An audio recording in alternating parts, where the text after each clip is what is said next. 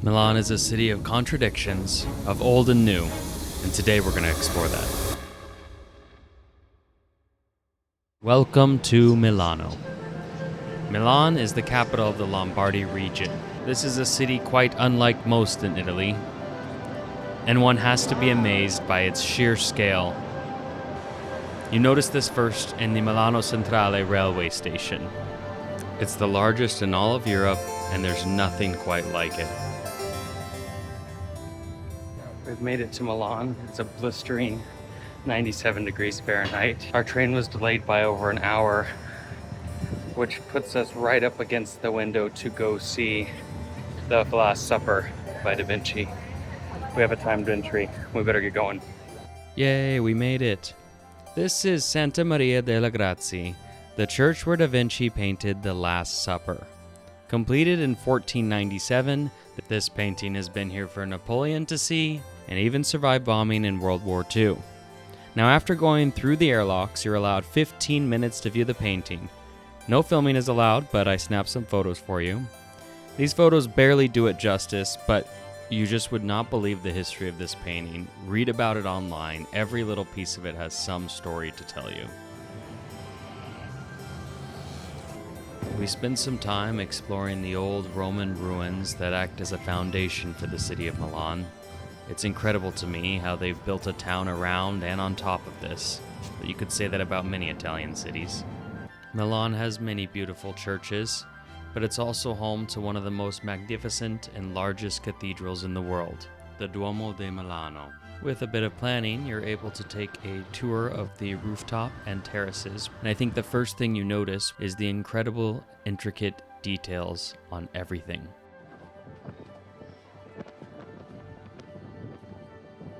From the roof, you're able to look in almost every direction and get incredible views of the city, both old and new. While we were there, the Duomo was undergoing some restoration, as it often is, I hear. While some people probably thought their experience was ruined by the ongoing construction, I thought it actually added an interesting element to the existing geometries that the Duomo is known for. I mean, look at this. This is what it looks like on the roof. Sticking out the sides of the Duomo are these gargoyles, each one unique, which are used to convey rainwater off the roof and away from the building. But we'll get to those soon. I'll show you a few photos from inside the cathedral, but these really cannot do it justice. I mean, this church took over 600 years to build by hand, and being in there and looking at the sheer magnitude of this structure is absolutely mind-boggling. You have to experience it for yourself. Just visited the Duomo. You can't even get it in any single photo. Like, no matter how wide I go with the lens, I can't get the shot. It's just too big, immaculate, detailed of a building. Just absolutely incredible to visit. We had lunch right across the plaza from the Duomo with beautiful views out the window of it. McDonald's. We had McDonald's for lunch. Directly adjacent to the Duomo is the Galleria, and of course this is where our trip starts to feel a little more modern. This is Camparino and Galleria, a bar that opened in 1915 in this spot by the creators of the Campari liqueur. Ah, the Galleria, truly a sight to behold and one of the major landmarks of Milan. The roof has a story, the floor has a story, but all you need to know right now is if you dig your heel into this bull's balls and spin around 3 times, you'll have good luck. In 1913, Mario and Martino Prada opened their leather goods store right here at the Galleria. Being the history lover that my wife is, we had to stop by and make a little purchase of our own. But all of that is old Milan. And tucked away up here on the roof of the Galleria is the Fondazione Prada's Osservatorio. This small art gallery happened to have the most interesting exhibit while we were there, and we had to stop by. The entire thing was about movie storyboarding. And as a movie fan, it was so cool to go and see these very early drafts of films and see how a film comes together. Even Lilac was a fan.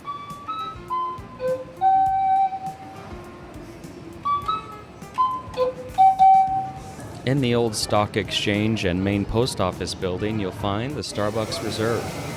This is probably a silly visit for many people while in Italy, but Starbucks is an important part of our history as a couple.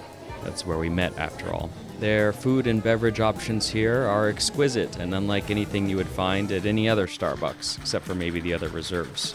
They serve mixed drinks as well as coffee drinks, and their cute little store has a number of items that you can't find anywhere but this location. For most people, I would recommend a more authentic Italian coffee experience, but this is a part of our history, and we enjoyed it. Cheers to being Starbucks lovers. Rick Steves famously said that for every church in Rome, there's a bank in Milan. This city is the financial engine of Italy, but modern Milan also has a great sense of humor. We're here at the Italian Stock Exchange here, this building behind me. With this wonderful sculpture. This is the love statue placed right in front of the stock exchange. This rebellious modern art vibe perfectly sets the stage for our next stop, Fondazione Prada. This venue is home to a series of structures which house a variety of different art exhibits. I know that's a vague statement, but it's difficult to quantify this visit, as it is to many art museums. I would just encourage you to see what's on play there, and choose to make an effort to go, or don't. I know there's been a rich history of exhibits at this museum previously, but you don't always know that an exhibit is life-changing until you visit it. And regardless, the venue itself is worth visiting. Alright, so we just left the Fondazione Prada. We just left the Prada Foundation's museum. And gotta say, it's pretty interesting. Huh? One or two more museums after this? I'm just kidding, we went to the spa.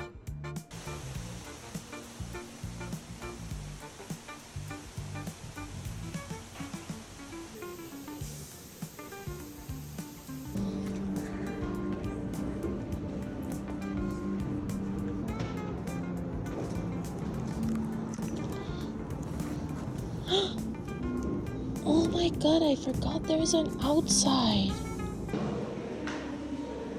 My wife decided she wanted to take a nap, and I headed out to wander the city a bit more and do some shopping of my own. And that is exactly when the heat dome finally collapsed. I realized the storm was going to completely empty out the plaza, so I rushed underground to catch a train straight to the Duomo. So all this heat over the last week is due to a heat dome. The good news is that the heat dome has collapsed. Oh man. It's a lot of rain, there's a lot of lightning. And my shoes, which are totally inadequate, are already wet. And we have a nice dinner tonight. All right, let's get some photos here.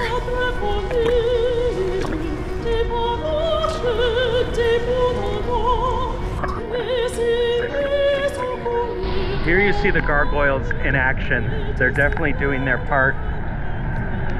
They're supposed to convey all of the rain from the roof, and it looks like that's working. So again, we have some gargoyles absolutely doing their jobs. Other ones, not so much. I'm not sure how that whole system connects, but cool to see it in action. There's a joke that all the churches in Milan look better from the back. I don't necessarily know if it's true, but if there is an exception, it's probably the Duomo here, but it definitely looks good from the front and from the back. I mean, this stained glass is absolutely immaculate, especially from the inside.